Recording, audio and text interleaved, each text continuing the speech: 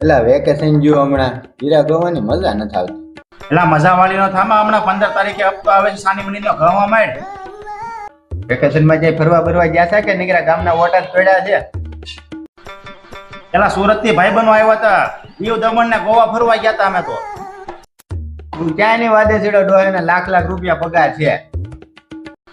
તું ક્યાં ગયો તો ઈ કેને? એટલે હું તો 300 રૂપિયા વાળી દાઢી કરી કરીને હાવ લાંબી નો થઈ ગયો. પેટ દુખે હતી. આ શું કહું? એટલે અમારી ભેગું હોય હોત તો કેવી મજા આવે. એવું હોય ત્યારે ક્યાં તમે યાદ કરો છો? હરેન ગુટવાની હોય તો ઈ જ યાદ કરો છો. અને ખોટો બહુ લાગી જાય. આ વખતે જાય ને તો તેને કે કેવો આવે છે હું જો.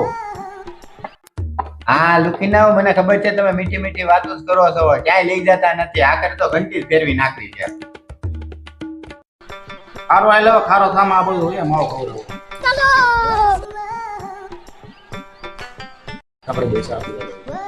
નહીં હવે માવો આવે